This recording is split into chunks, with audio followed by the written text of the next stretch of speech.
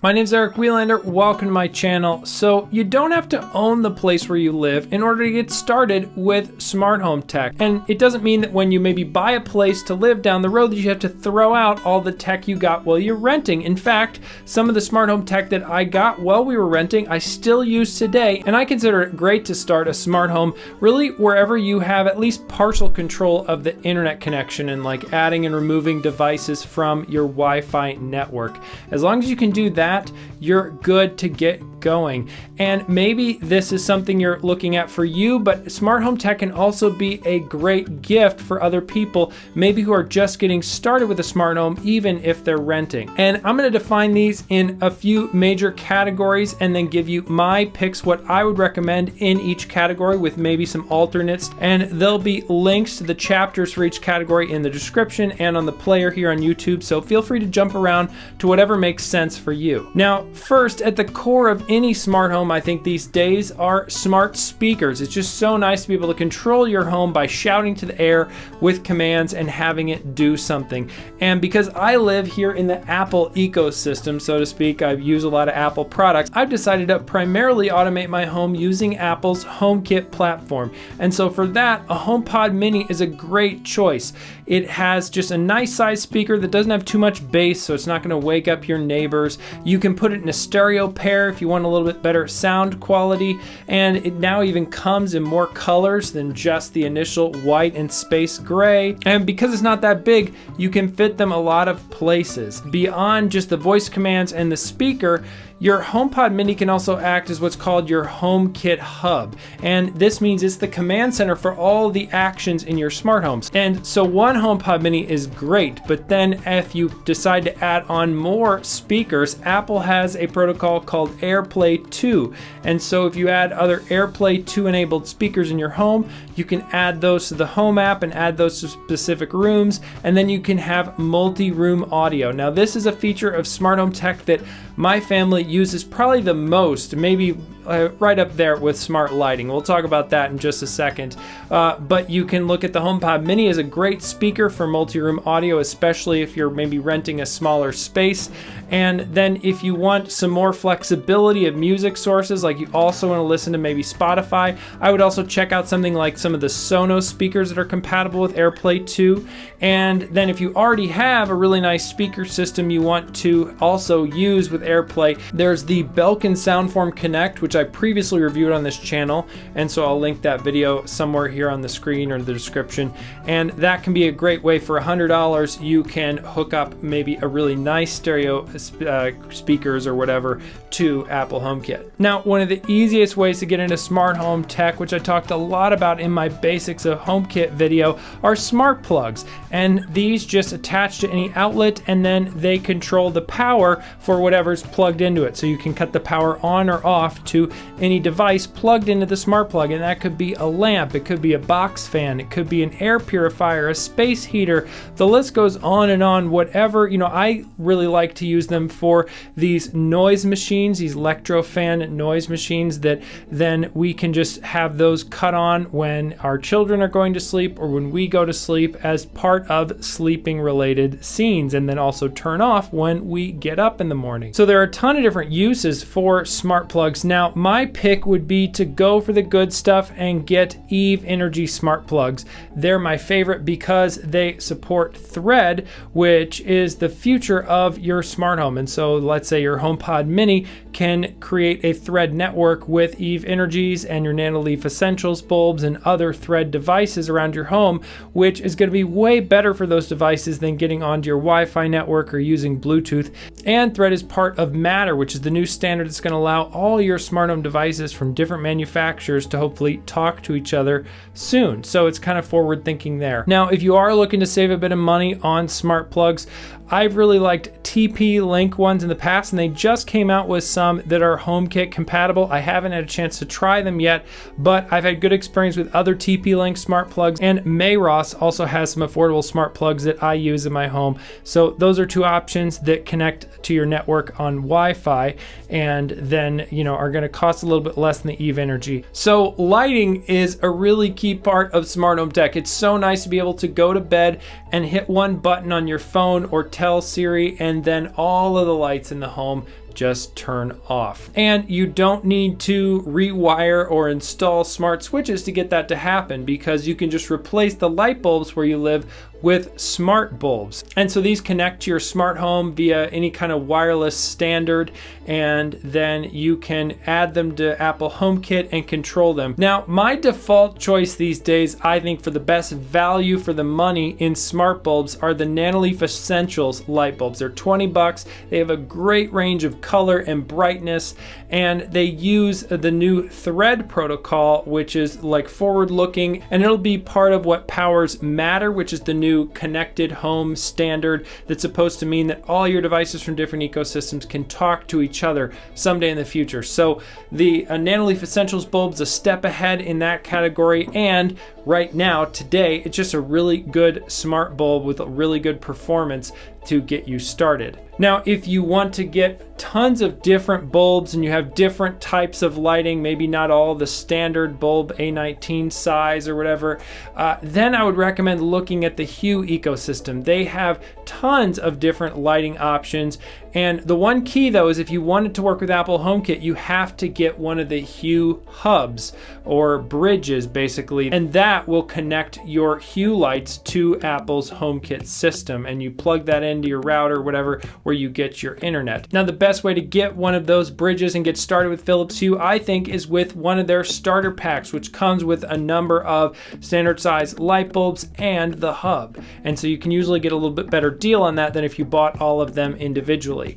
Now, beyond the light bulbs, Philips Hue also has a bunch of different control options for adding light switches. One of my favorites is actually a partnership they did with Lutron, which is another lighting company, and it's called the Aurora Dimmer. Now, this, if you have standard paddle switches, it'll actually go over the light switch and then become a wireless controller of your Philips Hue lights. So you can't use it to control other lights other than Hue bulbs, but if you're going in with Hue for your setup, then you can just install one of these Aurora dimmers on the wall and then turn on and off the lights with that. Now, one of the other great things about the Lutron Aurora dimmer that makes it a dimmer is that the outside ring can be turned to adjust the brightness level. Now, don't forget that you can create a HomeKit scene or something to set the brightness level of those lights to exactly what you want. Maybe you wanted a little dimmer for a dinner scene or something, and you might want it a little bit brighter for, let's say, a studying or work scene. But you have those controls right there on the dimmer, and I find they work very well. They're very responsive, and it's just a great extra feature to have and fits in with why it's called an Aurora dimmer if you really know about lighting. And of course, that's not technically compatible with Apple HomeKit, but of course, Apple HomeKit can still see those Philips Hue lights, so it knows whether they're on or off or whatever setting, and it can still control them separate from your now smart switch on the wall. Another option is the Philips Hue dimmer switch. Now, I did a review on this when I lived in an apartment ages ago on this channel, and so I'll link that somewhere if you just want to see one of my much older videos. And they've updated the design since then, but I still have a bunch of the first generation, and they perform really well. And I've heard the same thing about the newer generation. It's just a little bit of change to the external design. And so you can screw these onto the wall, or you can also just stick them onto their magnet base with, you know, some command strips or whatever other kind of sticky material, and then you have a switch on the wall that can control your lights. Now, of course, in that case, you're still leaving a light switch on the wall exposed for people who don't know what's going on to touch the actual light switch and then take your smart bulbs offline. So there are any number of different covers you can get at some place like Amazon, and find ones that match your decor and the light switch style you have, and those will essentially just go over the light switch so that you can keep the light switch on the on position, and then you're turning on and off your lights with other smart means like we talked about with your smart bulbs intact. Now, you might be able to control your lights and your multi-room audio with manually configured scenes and asking your HomePod for something, but the best part about a smart home is when stuff just happens just because you're doing something you always do, like opening a door or walking through a hallway. And so that's where motion sensors and door sensors and all kinds of other sensors come into play. And on top of that, there's some sensors that can save you a lot of potential headache and detect things like leaks or other damage before they become quite such a big problem to deal with, hopefully. So we'll start off with door sensors. My pick here is the Eve door sensor if you're all in with HomeKit. There's also a company I've talked about on this channel called Aqara. They're a Chinese company and they make really cool sensors that then pair with one of their hubs or bridges that you can then connect to Apple HomeKit and other ecosystems. And the great thing is you bind to one of their bridges and then or hubs, and then you can get a lot of much less expensive sensors. So if you're looking to put a lot of sensors on different doors or things, investing into Aqara could be really nice. Now, as far as taking these though to, let's say, another apartment you move to, or maybe one day a home or something that you actually own, the adhesive on some of these sensors isn't really reusable. A lot of them ship with extra adhesive that you can save, or then you could just use something else like a double-sided command strip to re-adhere them to a new surface. But just keep that in mind, is that you know, the sensor itself, well, it might last a while. You might have to get a new way to apply it to a new spot. The next type of sensors are motion sensors. So these detect when motion happens, usually across the sensor. So you can put these in like a hallway or a closet or certain rooms where you just want the lights to come on when you walk in, and then they can turn off when there's no motion. Now my pick here is the Philips Hue motion sensor. It's really good, especially if you're already using other Philips Hue products. I have mine paired with a Philips Hue light and an Aurora dimmer in our master closet. So I'm able to use the Lutron Aurora dimmer, the motion sensor, either one, to control the lights in our closet. So that makes sure that the lights don't get left on, but there's also still the manual control by the switch. And the actual switch to the smart bulb is covered up by the Aurora dimmer again, so you're not gonna have that issue with people accidentally flipping the switch on and off. Now there are a number of different other types of sensors like vibration sensors from Aqara, but the one category I really wanted to cover here too are leak sensors. Now Aqara makes a really affordable option here for like less than $20 US. There are also some more premium options like Eve, which is the company I recommended for their door sensor. They make one that's a long string so it can cover a larger area, but these will then sound an alarm when they get wet. So then you could put them under a washer or a water heater or a sink, and then you just know when water starts to leak, you'll get an alert about it wherever you are, and you can do something about it. Or the beauty again with renting is maybe if you can't get to it, you can tell your landlord, hey, there's a leak you might want to clean up before it costs us a lot more money. Now, the last big category here are security systems, and the beauty of a lot of smart home DIY security systems is that you don't need a lot of custom wiring or some, crew to come in. You can put these in an apartment without damaging or tampering with anything else in the apartment. So I personally use the Abode IOTA system because it works with Apple HomeKit. So I can do automations with my home. Maybe you'd want to do something like setting the lights a certain way when you're either arming away and leaving, or when you disarm the system to come home.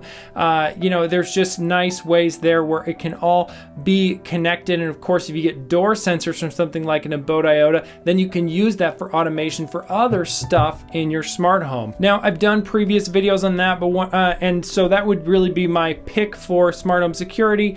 But there are a number of different options here, and we could do a whole video just on comparing different security systems, of course. But the keypad is a key feature. They see what I did there, key feature. But the keypad is really nice for, especially if you're renting, you could maybe give your landlord a specific key code, and then whenever they're disarming the system, maybe they have to come in for whatever reason, and they'll let you know hopefully in advance. But still, then when it's your landlord disarming the system versus when you are, or anybody else who lives with you, then they can get their own custom keys to the security system, and it's all clear what's going on to everybody. Now, the last part here are smart home security cameras, and this is where something Apple has called Apple HomeKit Secure Video really comes in handy. And I would recommend looking at something that's not even a newer camera. It's still the Eufy P22 pan and tilt camera. It's 1080p, but it connects to your Wi-Fi and connects to Apple HomeKit. You can do continuous video recording to it on an SD card local to the camera if you want that. But then with Apple HomeKit, what you can do is you can set it up so when you're at home, it doesn't record any video. It'll just do what's called detect activity. So you can actually use the camera as a motion sensor, which I talked about earlier, to trigger your lights or whatever other automations. And then when you leave the home, it'll automatically switch to recording clips of any kind of motion it detects, or you can specify certain types of motion like a person, and then it'll send you notifications about that. Now, if HomeKit's something that's a little bit newer to you and you don't really understand how to set up scenes or automations, I made an introduction video to HomeKit earlier this year, which I'll link here somewhere on the screen. There are a lot of new products coming out in the smart home space as we speak, and I'm excited to show you more details on those in the coming weeks. Thanks again so much for watching, and I'll see you in the next one.